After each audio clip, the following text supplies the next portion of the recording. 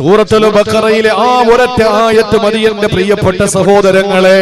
എത്രയോ പ്രാവശ്യം നമ്മൾ കേട്ടുപോയ ആയത്താ, എത്രയോ സ്ഥലങ്ങളിൽ വെച്ച് നമ്മൾ കേട്ട ആയത്താ, പലർക്കും മനപ്പാഠമുള്ള ആയത്താണ്. അല്ലാഹു പറയുന്നു വഇദാ സഅലക ഇബാദി അന്നി ഫഇന്നി ഖരീബ് ഉജീബു ദഅവത ദാഇ ഇദാ ദആ ഫല്യസ്തജീബൂ ലീ വൽയുമിനൂ ബി ലഅല്ലഹും യർശുദൂൻ. സൂറത്തുൽ ബഖറയിൽ ഒരൊറ്റ ആയത്ത് അല്ലാഹു തആല ഓതി കൊടുക്കുമ്പോ പ്രിയപ്പെട്ട സഹാബത്ത് അല്ലാഹുവിന്റെ ഹബീബിന്റെ റിസാലത്തിന്റെ ആ ചെഞ്ചുണ്ടുകളിൽ നിന്ന് അല്ലാഹുവിന്റെ വിശുദ്ധമായ ഖുർആനിന്റെ സൂക്തം കേൾക്കുകയാണ്. വഇദാ സഅലക ഇബാദി അന്നി, നബിയെ അങ്ങയോട് വന്നിട്ട് എന്റെ പ്രിയപ്പെട്ട ദാസന്മാർ ചോദിച്ച അല്ലാഹു പറയുന്ന വാക്ക് എങ്ങനെയാണ്? ശാന്തിനഗറിലെ എന്റെ പ്രിയപ്പെട്ട സഹോദരങ്ങളെന്ന് ചിന്തിക്കുക. അല്ലാഹു പറയുന്നത് വഇദാ സഅലക ഇബാദി, അങ്ങയോട് നബിയെ എന്റെ ദാസന്മാർ വന്ന് ചോദിച്ചാൽ, എന്റെ അടിമകൾ അങ്ങയോട് വന്ന് ചോദിച്ചാൽ, അല്ലാഹു സ്നേഹത്തിന്റെ വാക്ക് കൊണ്ടാ നമ്മളെ പരിചയപ്പെടുത്തിയത്. അല്ലാഹു ഇഷ്ടപ്പെടുന്ന വാക്കേതാണ് മുസ്ലിമേ? അല്ലാഹു ഇഷ്ടപ്പെടുന്ന വാക്കേതാണ്? ഒരു പണക്കാരൻ എന്ന വാക്കാണോ? ഒരു ഹാജിയാർ എന്ന വാക്കാണോ? ഒരു സമ്പന്നൻ എന്ന വാക്കാണോ? അല്ലെങ്കിൽ നമസ്കാരക്കാരൻ എന്ന വാക്കാണോ? അല്ലാഹു അവന്റെ അടിമകളിൽ ഏറ്റവും ഇഷ്ടപ്പെടുന്ന വാക്കേതാണ്? അബ്ദ്. അബ്ദ് അബ്ദ് എന്ന വാക്കാണ് അല്ലാഹുവിന് ഏറ്റവും ഇഷ്ടമുള്ളതെങ്കിൽ അതേ വാക്കുകൊണ്ടല്ലേ ഇസ്രായിനെ അല്ലാഹുവിന്റെ ഹബീബിന് കൊടുത്ത ഇസ്രായിനെ പരിചയപ്പെടുത്തിയത്? അതേ വാക്കുകൊണ്ടല്ലേ ഖുർആൻ കൊടുത്തതിനെ സംബന്ധിച്ച് അല്ലാഹു നബി തങ്ങളെ പരിചയപ്പെടുത്തിയത്? ഇസ്രായിനെ സംബന്ധിച്ച് അല്ലാഹു പറഞ്ഞത് സുബ്ഹാനല്ലദീ യസ്റാ ബിഅബ്ദിഹി എന്നാണ്. തന്റെ ദാസനുമായിട്ട് നിശാ പ്രയാണം വാനാരോഹണം നടത്തിയ പടച്ചതമ്പുരാന് പരിശുദ്ധനെന്നാ പറഞ്ഞത്. ഖുർആൻ കൊടുത്തതിനെ സംബന്ധിച്ച് പറഞ്ഞതെന്താണ്? അൽഹംദുലില്ലാഹ്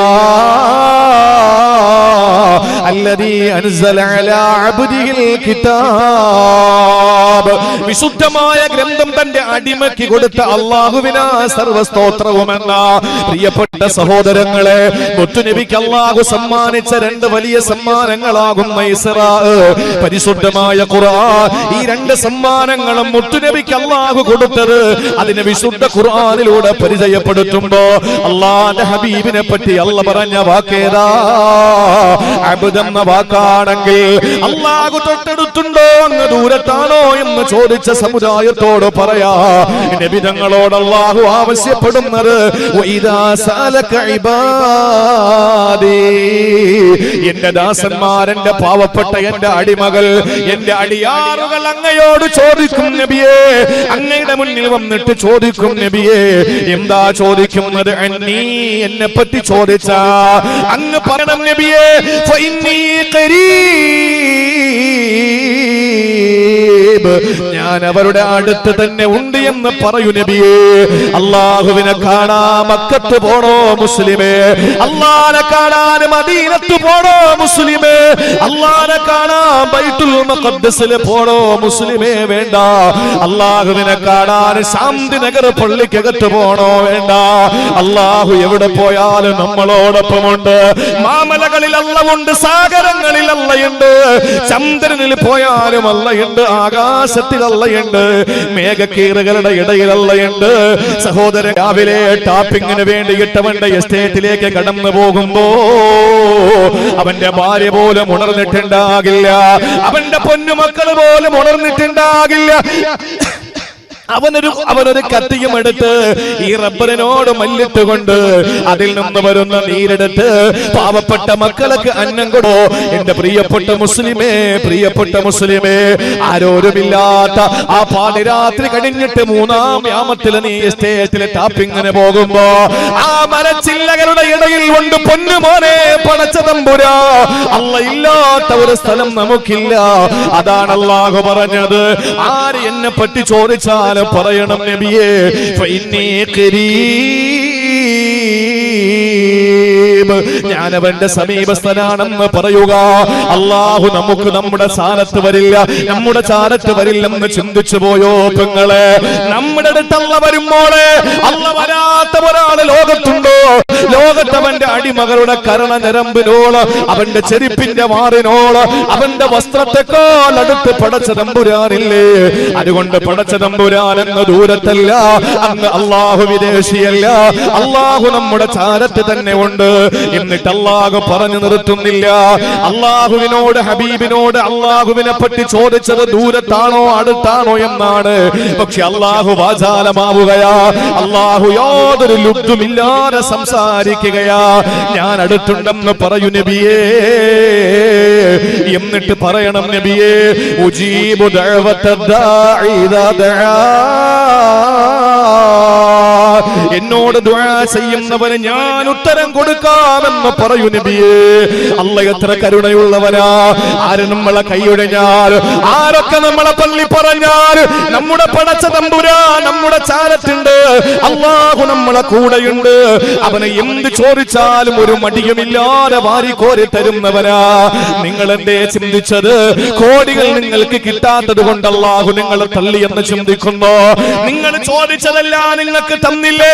അല്ലാഹുവിനോട് ചോദിച്ചിട്ട് എന്താ നമുക്ക് തരാത്തത്? എല്ലാ പടച്ച തമ്പുരാൻ നമുക്ക് തന്നെങ്കിൽ അല്ലാഹ് തന്നെ പറയുന്നു, ഉജീബു ദഅവത്തദ്ദാഇ ഇദാ ദആ, എന്നോട് ചോദിക്കുന്നവരെ ഞാൻ കൊടുക്കും നബിയേ. ഒന്നുപോലും മാറ്റിവെക്കില്ല. മക്കളുടെ സങ്കടങ്ങൾ പറയുന്ന ഉമ്മ, ഭാര്യയുടെ സങ്കടങ്ങൾ പറയുന്ന ഭർത്താവ്, മാതാപിതാക്കളുടെ വേദനകളെ പറ്റി പരാതി പറയുന്ന, പരിഭവം പറയുന്ന, അവരുടെ സങ്കടങ്ങളെ കണ്ടു നിൽക്കാൻ പറ്റില്ലെന്ന് പറയുന്ന പൊന്നുമക്കളെ, അള്ളാനോട് ചോദിച്ചോ. അവന്റെ ഖജനാവ് വിശാലമാ, അവന്റെ വാതായനങ്ങൾ തുറക്കപ്പെട്ടിരിക്കുകയാ. അവന്റെ മുമ്പിൽ കൈനീട്ടിയ ഒരിക്കലും അല്ലാഹു നമ്മളെ തള്ളിക്കളയില്ല.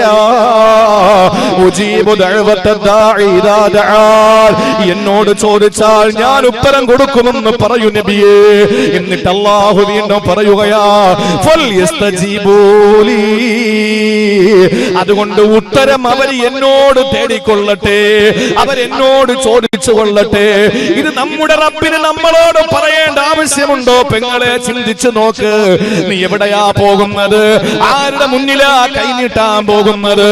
ആരുടെ മുന്നിലാ നിന്റെ സങ്കടത്തിന്റെ ഭാണ്ഡക്കെട്ടുകൾ ഇറക്കി വെക്കാൻ പോകുന്നത്? പടച്ച തമ്പുരാൻ സർവാധിനാഥനായ, സർവഗുണ സമ്പൂർണനായ, സർവജ്ഞനായ, സർവലോക സൃഷ്ടിസ്ഥിതി സംഹാരകർത്താവായ അല്ലാഹു റബ്ബുൽ ഇസ്സത്ത് നിന്റെ ഹൃദയത്തിന്റെ തുടി പറയുന്ന അല്ലാഹ്, നിന്റെ കണ്ണിന്റെ ചലനമറിയുന്ന അല്ലാഹ്, നിന്റെ ഒളി കണ്ണുകൊണ്ടുള്ള നോട്ടമറിയുന്ന അല്ലാഹ്, നിന്റെ ഹൃദയത്തിന്റെ ഗതിവിഗതികൾ അറിയുന്ന അല്ലാഹ്, നിന്റെ മനസ്സിന്റെ ചാഞ്ചാട്ടം അറിയുന്ന അല്ലാഹ്. പാതിരാത്രിയുടെ നിശബ്ദതയിൽ, ഇരുളിന്റെ ചുരുളില്, കോൺക്രീറ്റ് സൗധത്തിന്റെ ഉള്ളിൽ കിടന്നിറങ്ങുന്ന കറുത്ത മനുഷ്യന്റെ ഹൃദയത്തിന്റെ ഉള്ളറകളിലുള്ള ചലനമറിയുന്ന അല്ലാഹ്, കല്ലിടുക്കിലെ പുൽക്കൊടിക്ക് പോലെ കുടിനീര് കൊടുക്കുന്ന അല്ലാഹ്. ഈ പടച്ച തമ്പുരാനെല്ലാം അറിയും. അവന്റെ മുമ്പിൽ സങ്കടങ്ങൾ പറയാൻ നിങ്ങൾക്ക് കഴിയോ? നമ്മുടെ റബ്ബ് ഒരിക്കലും ക്രൂരനല്ലല്ലോ, നമ്മുടെ പടച്ചവൻ ഒരിക്കലും ദുഷ്ടനല്ലല്ലോ. അതുകൊണ്ട് ചോദിച്ചാൽ തരാത്തതൊന്നുമില്ല. അതുകൊണ്ട് അവൻ തന്നെ കാരുണ്യത്തോടെ നമ്മളോട് പറയുകയാണ്, ഫൽയസ്തജീബൂലി, ഉത്തരം അവർ എന്നോട് തേടിക്കൊള്ളട്ടെ. വലിയുമിനൂ ബി, അവർ എന്നെ കൊണ്ട് വിശ്വസിക്കട്ടെ, ഞാൻ അവർക്ക് കൊടുത്തോളാം. ലഅല്ലഹും യർശുദൂ, അവര് സന്മാർഗത്തിലാകും നബിയേ, അവര് സന്മാർഗത്തിന്റെ പന്താവിലാകും നബിയേ എന്ന് നമ്മോട് പറഞ്ഞത് അല്ലാഹുവിന്റെ പരിശുദ്ധ ഖുർആൻ. അല്ലാഹുവിന്റെ വിശുദ്ധ ഖുർആനിലാണ് അവൻ പറഞ്ഞത്. നമ്മൾ ആരുടെ മുന്നിലാ സങ്കടങ്ങൾ പറയാൻ പോകുന്നത്? നമ്മൾ ആരോടാണ് നമ്മുടെ വിഷമങ്ങൾ പറയേണ്ടത്? ആരാ നമുക്കതൊക്കെ പരിഹരിച്ചു തരേണ്ടത്? നമ്മുടെ റബ്ബിന്റെ മുമ്പിൽ എന്ത് വിഷമങ്ങളുണ്ടെങ്കിലും, എന്ത് പ്രയാസമുണ്ടെങ്കിലും, എന്ത് ദുഃഖമുണ്ടെങ്കിലും നമ്മുടെ നാഥന്റെ മുമ്പിൽ ഇതൊക്കെ ഒന്ന് തുറന്നു പറഞ്ഞാൽ ആ സെക്കൻഡിൽ അല്ലാഹു തആല നമുക്കതിന് പരിഹാരം കാണും. ഒരു സംശയവും വേണ്ട. നമ്മൾ വിചാരിക്കും അള്ളാഹുവിന് കഴിയാത്ത എന്തെങ്കിലും ഉണ്ടോ? ഈ ലോകത്ത് എന്തെങ്കിലും ഉണ്ടോ? എന്തെങ്കിലും ഉണ്ടോ ഈ ലോകത്ത് പടച്ചവന് കഴിയാത്തത്? നമ്മൾ ചോദിക്കുക, ചിലപ്പോ ആ സെക്കൻഡിൽ അത് ഉത്തരം കിട്ടില്ല. ഒന്നുകിൽ അപ്പോ തന്നെ കിട്ടും, ഒന്നുകിൽ അപ്പോ തന്നെ കിട്ടും, അല്ലെങ്കിൽ എന്തെങ്കിലും ഖൈറിന് വേണ്ടി അള്ളാഹു അത് പെൻഡിങ്ങിൽ വെക്കും. എന്തെങ്കിലും ഖൈറിന് വേണ്ടി അള്ളാഹു തആല അത് പെൻഡിങ്ങിൽ വെക്കും. അല്ലെങ്കിൽ നാളെ ആഖിറത്തിൽ ഇതിന് മനസ്സിലാകാൻ ഒരു രീതിയും കൂടെ പറഞ്ഞു. ചുള്ളാളത്ത് വെച്ച് മറിഞ്ഞിരിക്കുന്നു. നിന്നെ അള്ളാഹു ഏതോ ഒരു നന്മയ്ക്ക് വേണ്ടി ആ വണ്ടിയിൽ കയറ്റാൻ അള്ളാഹു തീരുമാനിച്ചില്ല. നിന്നെ അള്ളാഹു തആല അല്പമൊന്ന് തടഞ്ഞു വെച്ചു, നിന്നെ അപകടത്തിന് രക്ഷപ്പെടുത്തി. അതാണ് ഖൈറിന് വേണ്ടി അള്ളാഹു ദുആ പെൻഡിങ്ങിൽ വെക്കും. ഇത് രണ്ടും. ഇനി വണ്ടി കിട്ടിയതുമില്ല, വണ്ടി മറിഞ്ഞതുമില്ല. എന്താ സംഭവിക്കുക? നാളെ ആഖിറത്തിൽ നീ ചെല്ലുമ്പോ നീ ചെയ്ത ദുആകൾ സ്വീകരിക്കപ്പെടാതിരിക്കുന്ന ദുആകൾക്ക് പകരം അല്ലാഹു തആല പ്രതിഫലം ഇങ്ങനെ വിതരണം ചെയ്യും.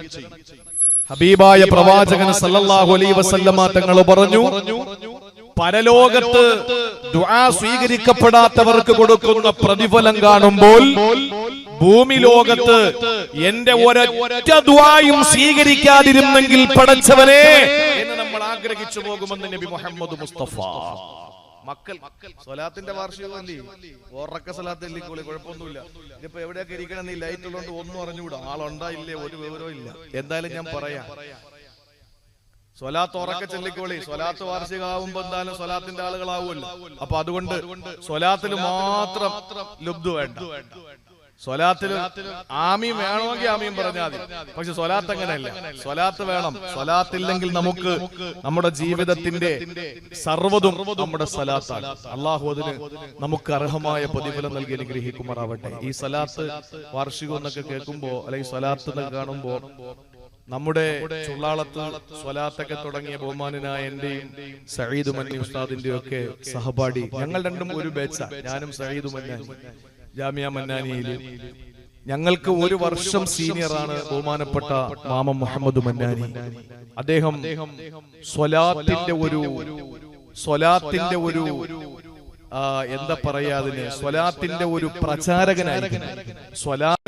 പിന്നെ അല്ലെങ്കിൽ തന്നെ വെള്ളിയാഴ്ച ദൂരങ്ങളിൽ ജോലി നോക്കുന്ന ഇമാമിയങ്ങളുണ്ട്. അപ്പൊ വെള്ളിയാഴ്ച പ്രത്യേകമായി എന്തെങ്കിലുമൊക്കെ പ്രോഗ്രാംസ് ഉള്ള ഇമാമിയങ്ങളുണ്ട്.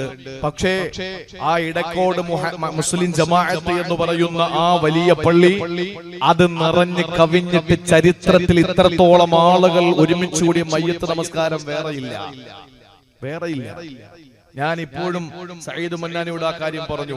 ബഹുമാനപ്പെട്ട നമ്മുടെ മാമ മുഹമ്മദ് മന്നാനി മരണപ്പെട്ടതിൽ ദുഃഖിക്കേണ്ട കാര്യമില്ല.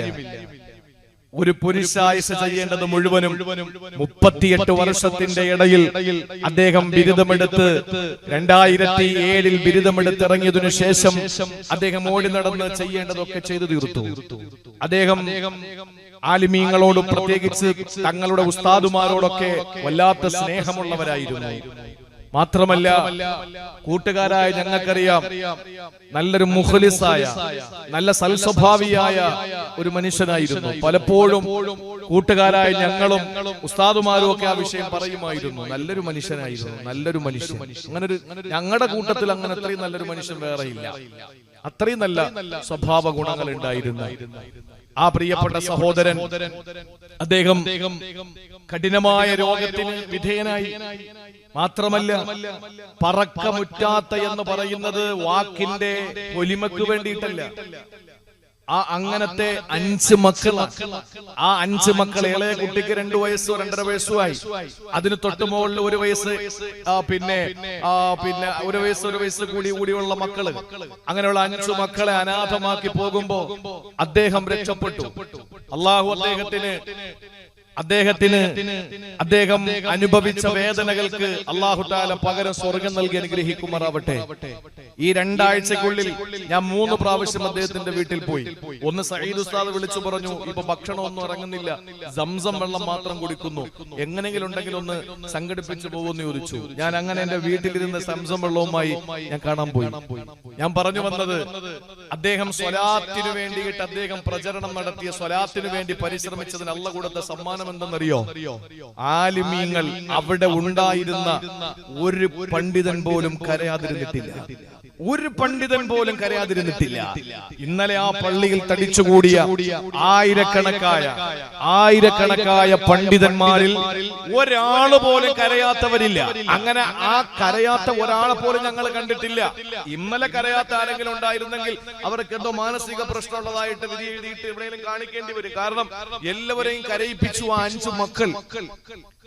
അതാണ് ആ ഒരു നിലയിൽ നിൽക്കുമ്പോഴും എല്ലാവരുടെയും ദുആയും എല്ലാവരുടെയും സഹതാപവും എല്ലാവരുടെയും ആ ഒരു പ്രാർത്ഥനയും കിട്ടി. മഗ്രിബിന്റെ ബാങ്ക് കേൾക്കുന്നതിന് തൊട്ട് മുമ്പ് പരിശുദ്ധമായ ബർസഖിലേക്ക് അദ്ദേഹത്തിന്റെ ഭൗതിക ശരീരം വെച്ചു. അല്ലാഹു അദ്ദേഹത്തിന് പുറത്തു കൊടുക്കട്ടെ. അദ്ദേഹത്തിന്റെ മക്കൾക്ക് അല്ലാഹു അദ്ദേഹത്തിന്റെ വിധവയായ ഭാര്യയ്ക്ക് അല്ലാഹു പകരം നൽകട്ടെ. നമുക്ക് ദുആരക്കാം. എന്റെ പ്രിയപ്പെട്ട സഹോദരങ്ങളെ, ഞാൻ പറഞ്ഞത് സ്വലാത്തിന്റെ മജ്ലിസാണ്. അതുകൊണ്ട് സ്വലാത്ത് എനിക്ക് എപ്പോഴും പറയേണ്ട കാര്യമില്ല, അതിനുള്ള സമയമില്ല. അതുകൊണ്ട് സ്വലാത്ത് ചെല്ലാതിരിക്കരുത്. സദസ്സിന് ബറക്കത്ത് നഷ്ടപ്പെടും. പിന്നെ പറയുന്ന തന്നെ ഫലം ചെയ്യാതെ വരും. ചിലപ്പോൾ എന്റെ ശബ്ദം തന്നെ അടച്ചു പോകും. അതുകൊണ്ട് സ്വലാത്ത് ഒഴിവാക്കരുത്. അള്ളാഹുവിന്റെ ഹബീബ് സല്ലല്ലാഹു അലൈഹി വസല്ലമ തങ്ങളോടുള്ള ആ സ്നേഹം നമ്മുടെ വായിലൂടെ, ചുണ്ടിലൂടെ, നാവിലൂടെ പുറത്തേക്ക് നിർഗളിക്കട്ടെ. അതിന്റെ വാർഷികമാണല്ലോ. അള്ളാഹു അതിന് നമുക്ക് തൗഫീഖ് നൽകി അനുഗ്രഹിക്കുമാറാവട്ടെ. അതുകൊണ്ട് പടച്ച തമ്പുരാൻ, നിങ്ങൾ ചോദിക്കും നബിയെ, നിങ്ങൾ ചോദിക്കും. അടുത്താണെങ്കിൽ ഞങ്ങൾക്ക് നേരിട്ട് സംസാരിക്കാം, അങ്ങ് ദൂരെയാണെങ്കിൽ ഞങ്ങൾക്ക് നിലവിളിക്കാമല്ലോ.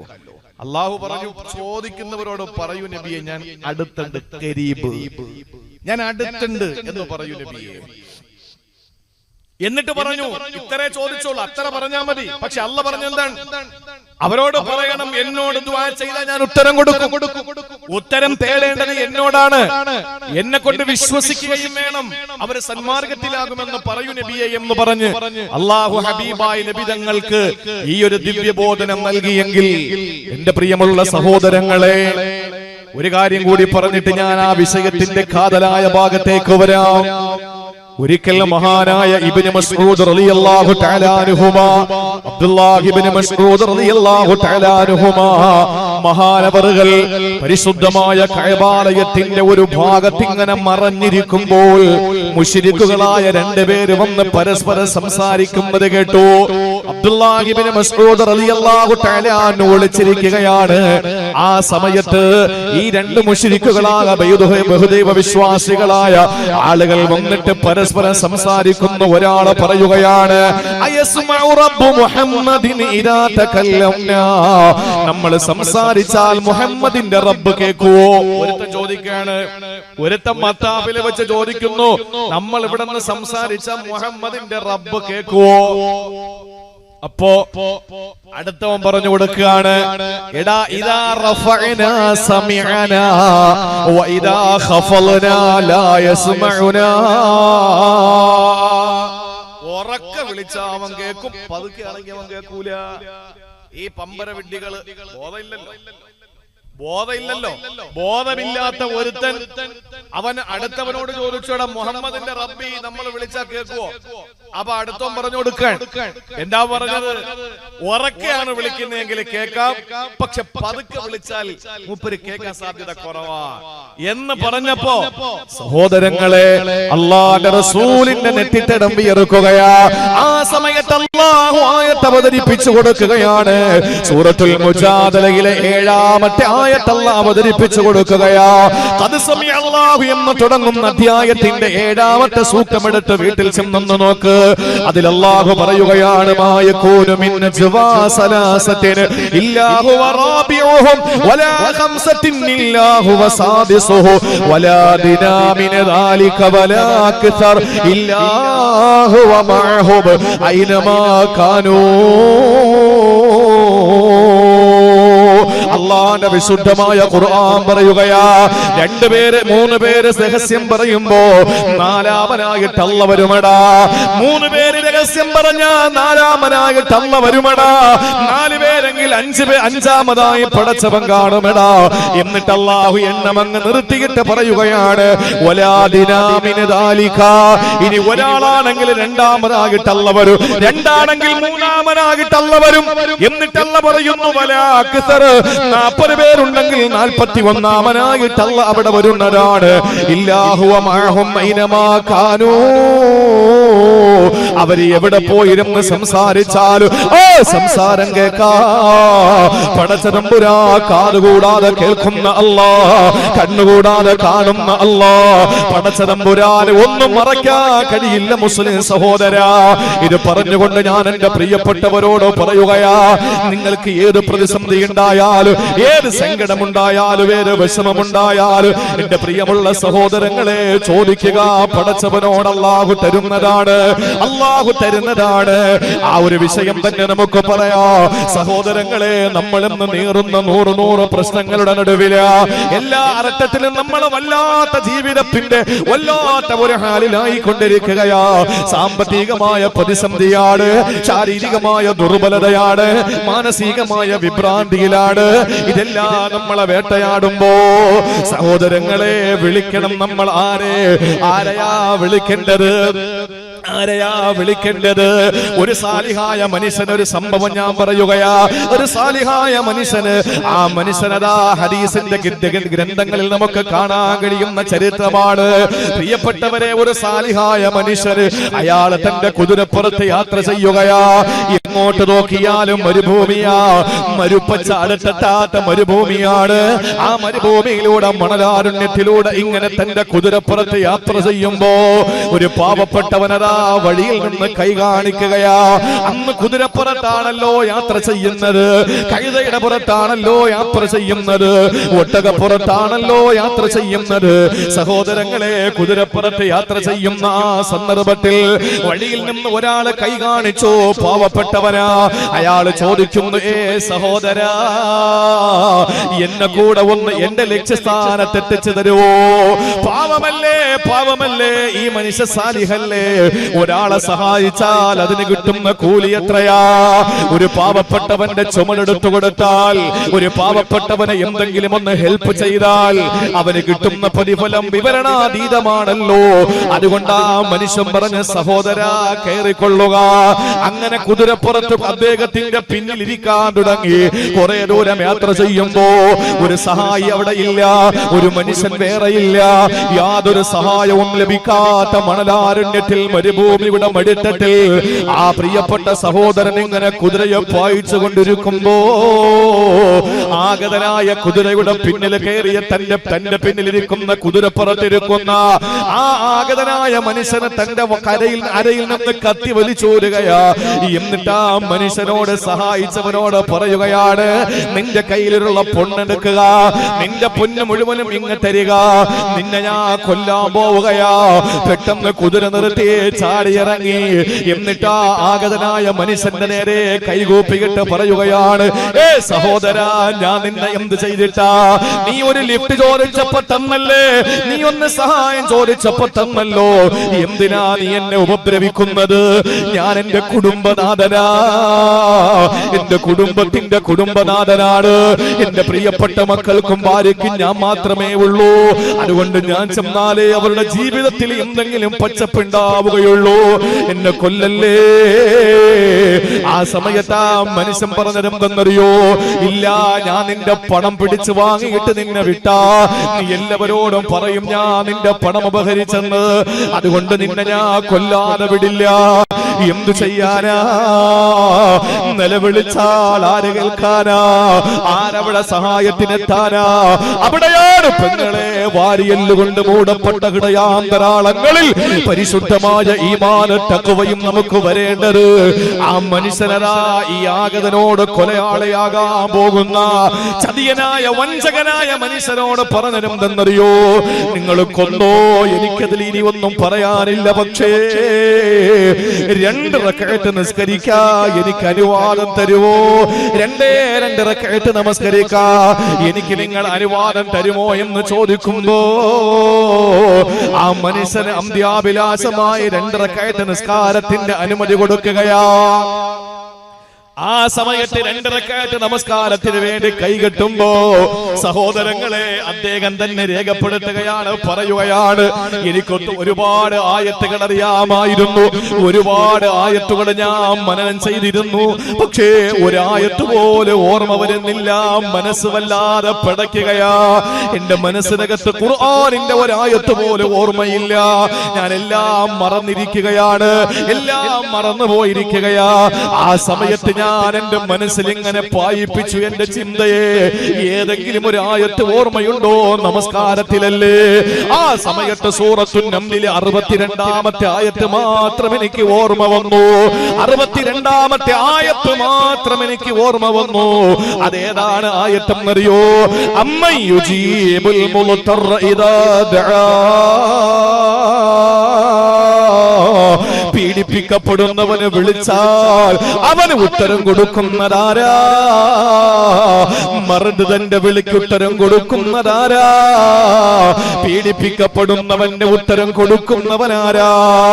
സങ്കടപ്പെട്ട് നിൽക്കുന്നവന് നീറുന്ന 100 സങ്കീർണമായ പ്രശ്നത്തിന്റെ നടുവിൽ നട്ടം തിരിഞ്ഞ് മറുകര കാണാൻ കഴിയാതെ ജീവിതം വഴിമുട്ടിപ്പോയവന് നിലവിളിക്കുമ്പോ അവന് ഉത്തരം കൊടുക്കുന്നവനാരാ? ഈ ആയത്ത് മാത്രം എനിക്ക് ഓർമ്മ വന്നു. ഞാൻ അതിങ്ങനെ ആവർത്തിച്ചോരി ഓടി നിന്നു. സലാം വീട്ടുമ്പോ സുബ്ഹാനല്ലാഹ്,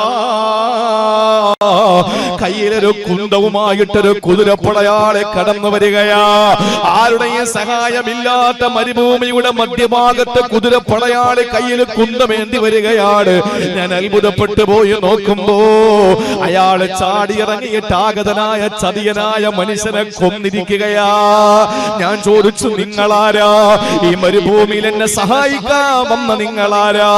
അയാൾ പറഞ്ഞു, അതൊന്നും ഇവിടത്തെ പ്രസക്തമല്ലല്ലോ, അതൊന്നും ഇവിടെ അറിയേണ്ട കാര്യമില്ലല്ലോ.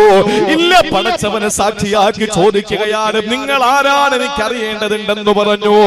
ആ സമയത്താ വന്ന കുതിരപ്പടയാളെ പറഞ്ഞതെന്തെന്നറിയോ? അന റസൂലു അമ്മൻ യുജീബുൽ മുൽതറ ഇദാ ദആ. ഈ ആയത്തിന്റെ നാഥനായ അള്ളാന്റെ ദൂതനാണ് ഞാൻ. എന്നെ അള്ളാഹു നിയോഗിച്ചതാണ്. നിങ്ങൾ ആദ്യം വിളിക്കുമ്പോ ഞാൻ 7 ആകാശത്തിലായിരുന്നു. 2ാമത്തെ വിളി വിളിച്ചപ്പോ ഞാൻ 4ാമത്തെ ആകാശത്തിലെത്തി. 3ാമത്തെ വിളി വിളിച്ചപ്പോ ഞാൻ ഭൂമിയിൽ കാലുകുത്തി. ഉടൻ തന്നെ ഇവിടെ എത്തിയെന്ന് പറഞ്ഞപ്പോ സഹോദരങ്ങളെ, പരിശുദ്ധമായ ഖുർആനിന്റെ സൂറത്തുൻ നംലിലെ ആയത്താണ് അവതരിപ്പിക്കപ്പെടാൻ കാരണമായ ഈ ചരിത്രം ഹദീസിന്റെ പരിശുദ്ധമായ ഖുർആനിന്റെ തഫ്സീറിന്റെ ഗ്രന്ഥങ്ങളിൽ കാണുന്നത്. അതുകൊണ്ട് സഹോദരാ, ഒന്ന് ചിന്തിച്ചു നോക്ക്. ഒരു മനുഷ്യനുമില്ല ഇങ്ങനെ എത്ര ആളുകളാണ് നട്ടം തിരിയുന്നത്. എത്ര സങ്കടമുണ്ടെങ്കിലും പടച്ചവനില്ലേ നമുക്ക്?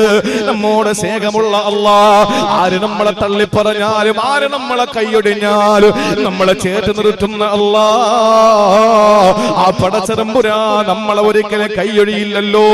അതുകൊണ്ട് എത്ര വലിയ സങ്കടമുണ്ടെങ്കിലും, ഏത് പാതിരാത്രിയാണെങ്കിലും, ഏത് മരുഭൂമിയുടെ മടിത്തട്ടിലാണെങ്കിലും, ഏത് കൊടുമുടിയിലാണെങ്കിലോ, ഏത് മഞ്ഞുരുകുന്ന രാത്രിയാണെങ്കിലോ, ഏത് പകൽ വെളിച്ചത്തിന്റെ ആ ചൂടിന്റെ കാഠിന്യതയിലാണെങ്കിലും വിളിച്ചോ. സഹായിക്കാൻ നമ്മുടെ ചാരത്തെത്തുന്ന ഒരേ ഒരു സൃഷ്ടാവ്, ഒരേ ഒരു ശക്തി, അത് അല്ലാഹുവാ. അതുകൊണ്ട് സഹോദരങ്ങളെ, നമ്മൾ മുറുകെ പിടിക്കേണ്ട ഒരു കാര്യമാണ്, ഉജീബു ദഅവത ദാഇ ഇദാ ദഅാൻ. എന്നെ വിളിച്ചാൽ ഞാൻ അവന് ഉത്തരം കൊടുക്കും. എന്നെ വിളിച്ചാൽ ഞാൻ ഉത്തരം കൊടുക്കും. പക്ഷെ എന്താ ഇവിടുത്തെ പ്രശ്നം? നമ്മൾ വിളിക്കുന്നില്ല. നമ്മൾ വിളിക്കുന്നു. എങ്ങനെയാ വിളിക്കുന്നത്? നമ്മൾ ദുആ ചെയ്യുന്നതിന്റെ ദുആ സ്വീകരിക്കുന്നില്ല. അപ്പൊ നമ്മൾ ചിന്തിക്കടാ, എല്ലാം കൂടെ പരലോകത്ത് തരാൻ വേണ്ടിയിട്ടാണോ? അങ്ങനെയല്ല, അങ്ങനെ ആകണമെന്നില്ല. കാരണം ദുആ ചെയ്യുമ്പോൾ തള്ളപ്പെടുന്നതിന് ചില കാരണങ്ങളുണ്ട്. ഞാൻ സമയം ഉണ്ടാവുമെങ്കിൽ അത് കൂടെ പറയാം ഇൻഷാ അല്ലാഹ്. അത് പിന്നെ സമയം ഉണ്ടെങ്കിൽ പറയാം. നിങ്ങൾ നോക്ക്, മഹാനായ അലി റളിയല്ലാഹു തആല അൻഹു പറഞ്ഞു, അജബൻ ലക്കും, നിങ്ങളെ കാര്യം അത്ഭുതം, നമ്മളെ കാര്യം അത്ഭുതമാണ്. നിങ്ങളുടെ കയ്യിൽ തന്നെ രോഗമുണ്ട്, നിങ്ങളെ കയ്യിൽ തന്നെ മരുന്ന് വരുന്നു. നമ്മളെ കാര്യം അത്ഭുതം. അലി റളിയല്ലാഹു അൻഹു പറയാണ് നിങ്ങളുടെ കാര്യം അത്ഭുതം. മഅകുമുദ്ദവാഉ വ മഅകുമുദ്ദാഉ. നിങ്ങളുടെ കയ്യിൽ രോഗമുണ്ട്, നിങ്ങളുടെ കയ്യിൽ അതിന് മരുന്നും. അല്ലേ? എല്ലാ രോഗവും നമ്മുടെ കയ്യിലുണ്ട്, എല്ലാ മരുന്നും നമ്മുടെ കയ്യിലുണ്ട്. പക്ഷെ അത് മരുന്നില്ലാത്ത ഒരു രോഗം അഷ്റഫുൽ ഖൽഖ് പറയുന്നു അള്ളാഹു ഇറക്കിയിട്ടില്ല. കോവിഡിനും അങ്ങനെ ഒരു അസുഖം ഉണ്ടെങ്കിൽ അതിന് മരുന്നുണ്ട്. എന്റെ പ്രിയമുള്ള സഹോദരങ്ങളെ, നിങ്ങളുടെ കയ്യിൽ രോഗമുണ്ട്, അതിന് മരുന്ന് നിങ്ങളുടെ കയ്യിലുണ്ടെന്ന് അലി റളിയല്ലാഹു അൻഹു പറഞ്ഞത് കോവിഡിനെ പറ്റിയോ അല്ലെങ്കിൽ മറ്റേതെങ്കിലും വകഭേദം വന്ന വൈറസുകളെയോ ഫംഗസുകളെയോ പറ്റിയിട്ടൊന്നുമല്ല പറഞ്ഞത്.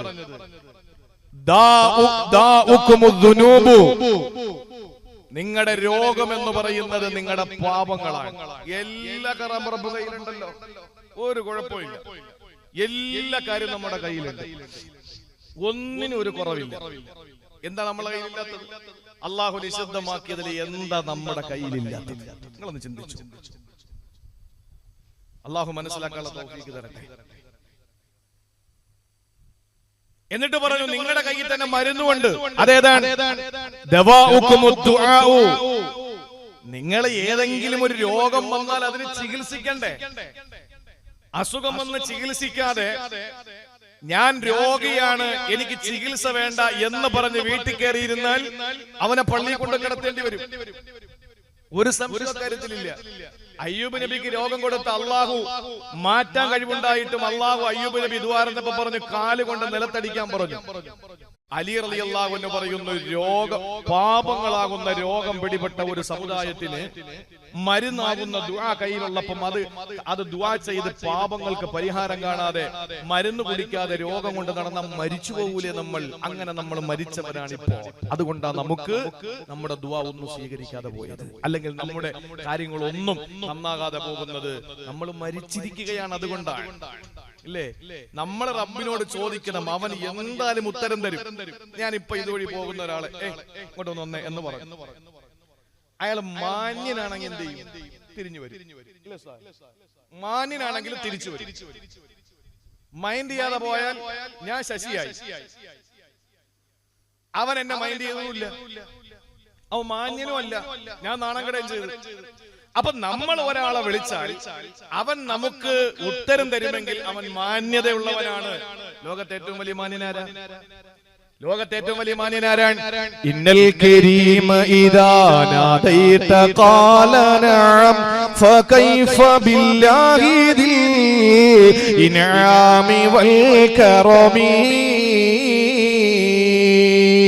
ഇന്നൽ കരീമ ഇദാ നാദൈത ഖാല നഅം فكيف بالله ذي الإنعام والكرم.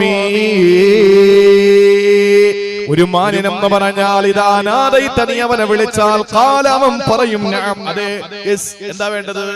ഇതാണ് മാന്യൻ. വൽ കറമി, എല്ലാ നിഅമത്തുകളുടെയും ഇൻആമിന്റെയും നിഅമത്ത് കൊടുക്കുന്നതിന്റെയും അനുഗ്രഹങ്ങൾ പങ്കിട്ട് കൊടുക്കുന്നതിന്റെയും ഔദാര്യവാനായ അല്ലാഹു റബ്ബുൽ ഇസ്സത്ത് ഉത്തരം തരാതിരിക്കുമോ എന്നൊരു മഹാനായ കവി ചോദിക്കുകയാണ്. നാട്ടിലെ ഏറ്റവും വലിയ ഒരു മാന്യനായി നമ്മൾ എണ്ണുന്നത് ആളുകൾ വിളിച്ചാൽ അയാൾ എപ്പോഴും ഉത്തരം കൊടുക്കും. എന്നാൽ ഈ മനുഷ്യന് ഈ കരുണ കൊടുത്ത, ഈ ഔദാര്യം കൊടുത്ത, ഈ നിഅമത്ത് കൊടുത്ത അല്ലാഹു അവൻ നമുക്ക് ഉത്തരം തരാതിരിക്കുമോ? അതുകൊണ്ട് എന്ത് വേണം? ഫബ്സുത് ലഹുൽ കഫലൻ തഅതീക ഫാരിഗതൻ فقد سألت الذي سواك من عدمي. അതുകൊണ്ട് ഇല്ലായ്മയിൽ നിന്ന് നിന്നെ പടച്ച ആ റബ്ബിന്റെ മുന്നിലേക്ക് നിന്റെ കരങ്ങൾ നീ ഉയർത്തണം. നിന്റെ റബ്ബിലേക്ക് നീ കരങ്ങൾ ഉയർത്ത്. എന്നാ നിന്റെ എല്ലാ പ്രശ്നങ്ങൾക്കും പരിഹാരമുണ്ട്. ഞാൻ നേരത്തെ പറഞ്ഞല്ലോ, നമ്മൾ എല്ലാരും പറയും ദുആ സ്വീകരിക്കുന്നില്ല. എന്താ പ്രശ്നം? നമുക്ക് ധൃതിയാണ്. ഇന്ന് രാത്രി വെളുക്കുന്നത് വരെ ഇരുന്ന് പടച്ചോനെ ഈ ജോ ബൈഡൻ എന്ന ജോസഫ് ബൈഡൻ ഇറക്കിയിട്ട് എനിക്ക് അമേരിക്കൻ പ്രസിഡന്റ് ആകാനുള്ള ഭാഗ്യം എന്താ? അത് സ്വീകരിക്കുമോ പടച്ചോ? ചിലപ്പോ നീ ചെയ്തു നോക്ക്. ചിലപ്പോ നീ ഇന്ത്യൻ പൗരനായി, അമേരിക്കയിലെ ഇന്ത്യൻ പൗരനായി നീ അറിയപ്പെടുകയും പെട്ടെന്ന് ഇപ്പൊ നമ്മുടെ ഇന്ത്യൻ വംശജയല്ലേ അല്ലേ വൈസ് പ്രസിഡന്റ് ഇന്ത്യൻ വംശജയാണ്. ചിലപ്പോ ശാന്തി പെണ്ണുങ്ങള് ഭാവിയിൽ അമേരിക്കയുടെ വൈസ് പ്രസിഡന്റ് ആരാണ്? അതാണ് അല്ലാഹുവിന്റെ റസൂൽ പറഞ്ഞത്, യുസ്തജാബു ലി അഹദികും മാ ലം യുഅജ്ജിൽ. ധൃതി വെക്കാതിരുന്നാൽ അല്ലാഹു നിങ്ങൾക്ക് ഉത്തരം തരുന്നതാണ്. എന്റെ ഭർത്താവിന് നാളെ ഗൾഫിൽ പോണം റബ്ബേ എന്ന് പറഞ്ഞാൽ പടച്ചവന് തരൂല. അതെന്റെ അല്ലാഹുക്ക് കഴിയാത്തത് കൊണ്ടല്ല. വേണമെങ്കിൽ ഗൾഫിനല്ല, ഇവിടെ നിന്റെ വീട്ടിന്റെ മുമ്പ് കൊണ്ടുതരും. അതിനൊക്കെ അല്ലാഹുക്ക് കഴിവുണ്ട്. പക്ഷെ അങ്ങനെയല്ല, ഒരു രീതിയുണ്ട്, ഒരു രീതി ഉണ്ടല്ലോ ഏത് ഒരു വിഷയത്തില്. അതുകൊണ്ട് നീ ധൃതി വെക്കാതെ ചോദിക്ക്, ധൃതി വെക്കാതെ പടച്ചവനോട് ചോദിക്കണം. എന്താ ചോദിക്കേണ്ടത്? എനിക്ക് ഇന്നതിന്നത് വേണമെന്ന് പറഞ്ഞാൽ നീ ധൃതി വെക്കാതിരുന്നാൽ അല്ലാഹു നിനക്ക് തരുന്നതാണ്. പക്ഷെ നിന്റെ പരിഭവം എന്താണ്? ദഅവ്തു ഫലം യസ്തജിബ് ലീ. എത്ര നാൾ കൊണ്ട് ചോദിക്കുന്നു, എനിക്ക് ഉത്തരം കിട്ടുന്നില്ല. ഇതൊരിക്കലും അല്ലാഹു ഇഷ്ടപ്പെടില്ല. ഒരിക്കലും നമ്മൾ അങ്ങനെ ധൃതി വെക്കാൻ പാടില്ല. നിങ്ങൾ നോക്ക്, വിശുദ്ധ ഖുർആൻ ആയത്തുണ്ട്. മൂസാ നബി അലൈഹിസ്സലാം ദഅവത്തുമായി പോകുമ്പോ ഫിർഔന് കോടീശ്വരനായിരുന്നു. പണം എറിഞ്ഞിട്ട് ആളെ കൂട്ടി. അങ്ങനാണല്ലോ, പണം എറിഞ്ഞിട്ട് ആളെ കൂട്ടി. ഇപ്പോ ഇന്നലെ എവിടെയായിരുന്നു? ഏതോ ഒരു സംസ്ഥാനത്ത് അല്ലേ, ഒരു മഹാരാഷ്ട്രയിലോ, ഇന്ന് പത്രത്തിൽ ഉണ്ടായിരുന്നു. മഹാരാഷ്ട്രയിലോ എവിടെയാണെന്ന് അറിയില്ല, മറന്നുപോയി. അപ്പോ ഒരു ബിസിനസ്സുകാരന്റെ സുഗന്ധദ്രവ്യ കച്ചവടക്കാർ, എല്ലാ കച്ചവടവും ഉണ്ട്. അപ്പൊ ആ കച്ചവടക്കാരന്റെ വീട്ടില് റെയ്ഡ് നടത്തിയപ്പോൾ അതിന്റെ ഉദ്യോഗസ്ഥർക്ക് എണ്ണാൻ പറ്റുന്നില്ല. എവിടെ നോക്കിയാലും പൈസ, എവിടെ നോക്കിയാലും പൈസ. അള്ളാഹുവിന്റെ തൗഫീഖ് കൊണ്ട് മുസ്ലിം പേരിനോട് സാമ്യമുള്ള ഒരു പേരല്ല എങ്കിൽ അത് വേറെ എവിടെന്നോ വന്നത് എന്ന് പറഞ്ഞേനെ. അള്ളാഹു അങ്ങനെ ഒരു അനുഗ്രഹം തന്നു. മുസ്ലിം അഞ്ചേറെ നിസ്കരിക്കുന്ന, സക്കാത്ത് കൊടുക്കുന്ന, ഹജ്ജിന് പോകുന്ന, ഉംറ ചെയ്യുന്ന മുസ്ലിം ആവണമെന്നില്ല. ഒരു പേര് ഏതെങ്കിലും ദൂരത്തൂടെ പോയാൽ ഒരു ഖാനോ ഒരു അബുദോ അല്ലെങ്കിൽ ഒരു എന്തെങ്കിലുമൊക്കെ മുസ്ലിം ചൊവ്വയുള്ള ഒരു പേര് മതി. അത് പിന്നെ പ്രശ്നമായേനെ. ഇതിപ്പോ വേറെ എന്തോ ഒരു വായി കൊള്ളാത്ത പേരായത് കൊണ്ട് എന്തായി? അതങ്ങനെ തേഞ്ഞു മാഞ്ഞു പോയി. ഇവിടെ ആർക്കും ഒരു ചർച്ചയില്ല, ഒന്നുമില്ല. ഞാൻ പറഞ്ഞത്, എന്റെ പ്രിയമുള്ള സഹോദരങ്ങളെ, ഫിർഔൻ എന്ന് പറയുന്ന അഹങ്കാരി ആളെ കൂട്ടിയത് പൈസ എറിഞ്ഞിട്ടാണ്. ദുനിയാവിന്റെ സർവ്വ സൗകര്യങ്ങളും ഉണ്ട്. മൂസാ നബി ചെന്നിട്ട് വെറും പാവം, ആഹാരമില്ല, വെള്ളമില്ല, ഉടുക്കാൻ തുണിയില്ല, കഷ്ടപ്പെടുന്നു. പണം എറിഞ്ഞാലേ ആള് കൂടൂ. അപ്പൊ ഇങ്ങനെ ആളുകൾ അങ്ങോട്ട് പോകുന്നത് കണ്ടപ്പോ മൂസാ നബി അലൈഹി സ്വലാം ദുആറന്നു, പടച്ചോനെ ഇനി ഒറ്റ കാര്യമുള്ളൂ, അവന്റെ ഈ സമ്പാദ്യം മുഴുവൻ നശിപ്പിച്ചു അല്ലാതെ നടക്കൂല. അപ്പോ അല്ലാഹു ദുആ സ്വീകരിച്ചു. ഹാറൂൻ നബിയെ, മൂസ നബിയെ, നിങ്ങളെ രണ്ടുപേരുടെയും ദുആ അല്ലാഹു സ്വീകരിച്ചിരിക്കുകയാണ്. നിങ്ങൾ രണ്ടുപേരുടെ ദുആ സ്വീകരിക്കപ്പെട്ടു. മൂസാ നബി ദുആറന്നു, ഹാറൂൻ നബി ആമീൻ പറഞ്ഞു.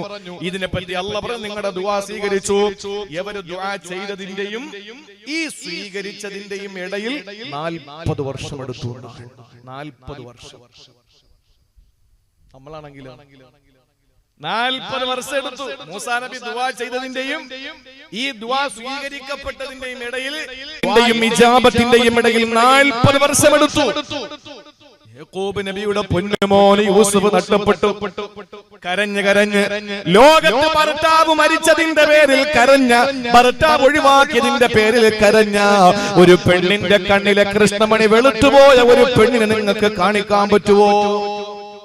ഭാര്യ മരണപ്പെട്ട് അല്ലെങ്കിൽ ഭാര്യ ഒളിച്ചോടി പോയതിന്റെ പേരിൽ ഒരു ഭർത്താവ് കരഞ്ഞിട്ട് കണ്ണിലെ കൃഷ്ണമണി വെളുത്തുപോയ ഒരു പുരുഷനെ നിങ്ങൾക്ക് കാണിക്കാൻ പറ്റുമോ? വാപ്പയും ഉമ്മയും മരണപ്പെട്ടതിന്റെ പേരിൽ വെളുത്തുപോയ ഒരു മക്കളെ നിങ്ങൾക്ക് ആണായാലും പെണ്ണായാലും കാണിക്കാൻ പറ്റുമോ? ഇല്ല. പക്ഷേ യാക്കൂബ് നബി യൂസുഫ് എന്ന പൊന്നുമോനെ നഷ്ടപ്പെട്ടപ്പോ കരഞ്ഞ്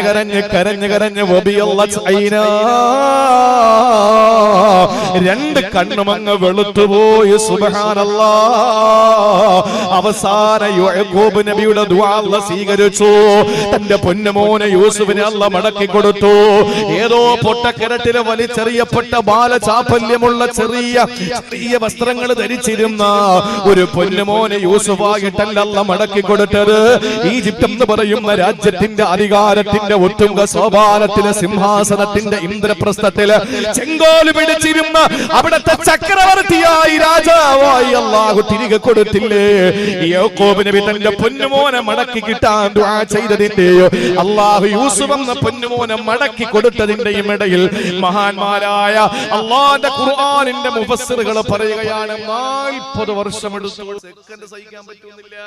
ചോദിച്ചാ അപ്പോഴും കൊണ്ടുവരണം. എന്താ വീട്ടില് പാലിറക്കാൻ നിൽക്കുന്ന ബംഗാളിയാ പടച്ചോൻ? ചോദിച്ച ഉടനെ കൊണ്ടുതരാൻ. നിങ്ങൾ നോക്കേണ്ട പ്രിയപ്പെട്ട സഹോദരങ്ങളെ, പടച്ച തമ്പുരാനോട് ചോദിക്കുമ്പോ ധൃതി വെക്കരുത്. അവൻ സമയാവുമ്പോ തന്നോളും, സമയാവുമ്പോ തരും. ദുആ ചെയ്യുന്നതോടൊപ്പം നശിപ്പിക്കപ്പെടുന്നില്ല. എപ്പോഴായാലും നമുക്ക് അല്ലാഹു തരും. അതുകൊണ്ട് ദുആ മുറുകെ പിടിക്ക്. ദുആ ചെയ്യാം. ദുആ ചെയ്താൽ എന്ത് നേടാൻ പറ്റും. അതുകൊണ്ടാണല്ലോ ഇത്തഖു ദഅവത്തൽ മദ്ലൂം ലൈസ ബൈനഹു വ ബൈനല്ലാഹി ഹിജാബ്. പീഡിപ്പിക്കപ്പെടുന്നവർ, കഷ്ടപ്പെടുത്തപ്പെടുന്നവർ, അപ്പുറത്തെ കോഴി ഇപ്പുറത്ത് കയറി എഴുതി കാലൊടിക്കുന്നവർ, അവിടെ നിന്ന് ചപ്പ് ചവർ കൊണ്ടുവന്ന് തട്ടുന്നവർ, ഇങ്ങനെയൊക്കെയുള്ളവർ സൂക്ഷിച്ചോളി. ഈ മർദ്ദിക്കപ്പെട്ട ഈ ആളുകൾ ഇരുന്ന് നന്നായിട്ടൊന്ന് കരഞ്ഞു ദുആറുന്നുണ്ടല്ലോ, എണീച്ച് നടക്കാൻ പറ്റൂല, ഗുണം പിടിക്കൂല. ചതിയന്മാരുണ്ട്. ഈ പൈസ പറ്റിക്കാൻ കുറെ ചതിയന്മാരുണ്ട്.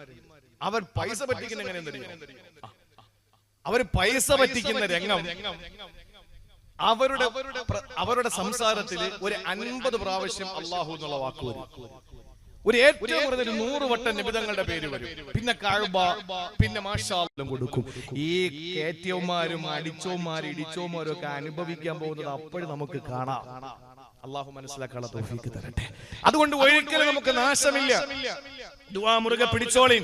ദുആ ഒരിക്കലും നമ്മൾ വിട്ടുകളയരുത്. നമ്മുടെ ജീവിതത്തിന്റെ പ്രധാനപ്പെട്ട കാര്യമായി നമ്മുടെ ദുആയെ മാറ്റണം. പക്ഷെ ആ ദുആ സ്വീകരിക്കപ്പെടണമെങ്കിൽ വെറുതെ ധൃതി വെക്കാൻ പാടില്ല. അതേപോലെ ഒരു കാര്യമുണ്ട്, നമ്മുടെ ദുആയിൽ നമ്മളെ ദുആ സ്വീകരിക്കപ്പെടാത്തത് എല്ലാം കൂടി ആഖിറത്തിലേക്ക് വേണ്ടി മാറ്റി വെക്കുന്നത് മാത്രമല്ല, ഞാൻ പിന്നീടാക്കിയാൽ അത് മറന്നു പോകും. അതുകൊണ്ട് ഇപ്പോൾ തന്നെ പറയാം. എന്താണെന്നറിയോ? നമ്മൾ കഴിക്കുന്ന ഭക്ഷണം പോരാഞ്ഞിട്ടാണ്. നമ്മൾ കഴിക്കുന്ന ഭക്ഷണം പോരാഞ്ഞിട്ടാണ്. നമ്മൾ കഴിക്കുന്ന ഭക്ഷണം ഒരിക്കൽ മഹാനായ സഅദ് ബിൻ അബി വഖാസ് റളിയല്ലാഹു അൻഹു, സഅദ് ബിൻ അബി വഖാസ് റളിയല്ലാഹു തആല അൻഹു മുസ്തഫ നബി തങ്ങളുടെ മുന്നിൽ വന്നിട്ട് പറഞ്ഞു, യാ റസൂലല്ലാഹ്, എനിക്ക് ഒരുപാട് കാര്യങ്ങൾ പറയാനുണ്ട് നബിയെ, ഒരുപാട് കാര്യങ്ങൾ പടച്ചവനോട് പറയാനുണ്ട്. അപ്പോ നമുക്ക് ഈ മഹാന്മാരെയൊക്കെ കാണുമ്പോ മഹാന്മാരുടെ ദുആ പെട്ടെന്ന് സ്വീകരിക്കും. നമ്മുടെയൊക്കെ ദുആ സ്വീകരിക്കപ്പെട്ട വേറെ ഒരു മറയില്ലാതെ അല്ലാഹു സ്വീകരിക്കുന്ന മഹാന്മാരുണ്ട്. നമ്മൾ ഏത് ഉസ്താദന്മാരെ കണ്ടാലും, ഏത് നമ്മുടെ പെരിങ്ങാട് ഉസ്താദ് വരുന്നുണ്ട്, അവരൊക്കെ സ്വലാത്തുകൾ ധാരാളമായി ചൊല്ലുന്നവരാണ്.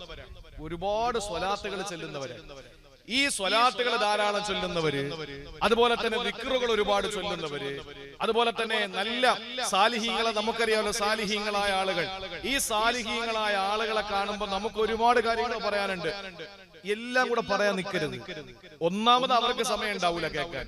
2, നമ്മൾ ഏതെങ്കിലും ഒന്ന് വിട്ടുപോകും. നമ്മൾ എന്ത് വേണമെന്നറിയോ? ഒന്ന് ശ്രദ്ധിക്കുക. ദുആരക്കാൻ വേണ്ടി പറയാൻ ദുആ വസിയത്ത് ചെയ്യുമ്പോൾ ഇതൊന്ന് ശ്രദ്ധിച്ചോളി.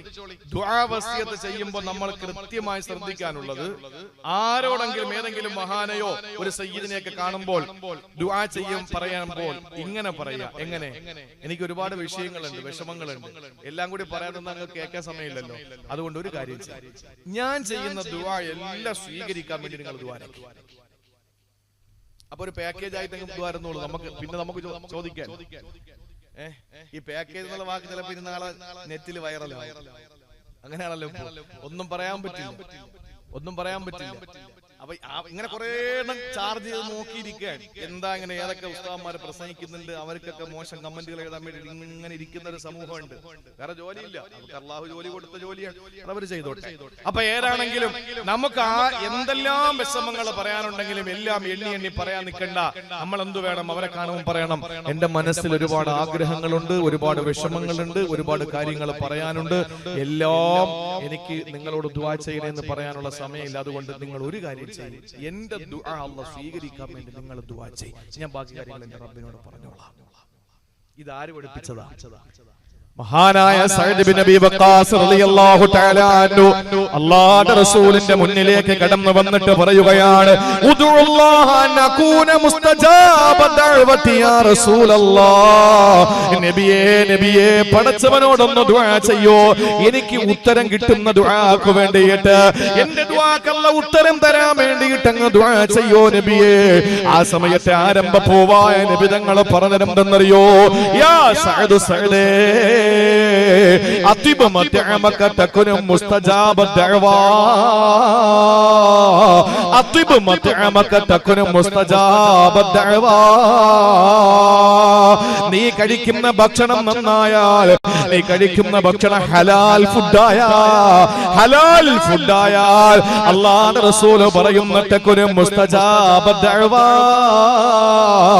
നിങ്ങളുടെ ദുആ അല്ലാഹു സ്വീകരിക്കും സഅദേ അതുകൊണ്ട് ഞാൻ ദുആ ക്കണമെന്നില്ല നിങ്ങളെ ഫുഡ് അങ്ങ് ക്ലിയർ ആക്കിയാൽ ആമാശയത്തിലേക്ക് പോകുന്ന ഭക്ഷണമുണ്ടല്ലോ പള്ളയിലേക്ക് പോകുന്ന ഭക്ഷണമുണ്ടല്ലോ അത് ഹലാലായാൽ അത് ആരിൽ നിന്നും പിടിച്ചു പറിക്കാത്തതായാൽ അറുത്ത് കഴിക്കുന്ന ഇറച്ചിയുണ്ടല്ലോ അത് അള്ളാഹുവിന്റെ നാമത്തിൽ അറുക്കപ്പെട്ടതായാൽ അത് ഏതെങ്കിലും അള്ളാഹുവിന്റെ നാമത്തിലല്ലാതെ അറുക്കപ്പെട്ടതാകാതിരുന്ന എന്നാ നിങ്ങളുടെ ദുആ അല്ലാഹു സ്വീകരിക്കും സഅദേ തല്ലിക്കൊല്ലാത്തതാകണം സഅദേ നിങ്ങൾ കഴിക്കുന്നത് മുകളിൽ നിന്ന് വീണ് ചത്തതാകാത്തതാകണം സഅദേ കള്ളക്കടത്ത് നടത്തി കൊണ്ടുവരാത്തതാകണം സഅദേ പെണ്ണ് കച്ചവടം നടത്തി കള്ള് കച്ചവടം നടത്തി കഞ്ചാവ് കച്ചവടം നടത്തി മോഷണം നടത്തിയിട്ട് ജീവിക്കുന്ന സമ്പാദിക്കുന്ന സമ്പാദ്യം കൊണ്ട് ഭക്ഷണം പാകം ചെയ്തതാകാതിരിക്കണം സഅദേ എന്നാ തകുന മുസ്തജാബ ദഅവാ നിങ്ങളുടെ ദുആ സ്വീകരിക്കപ്പെടുമെന്ന്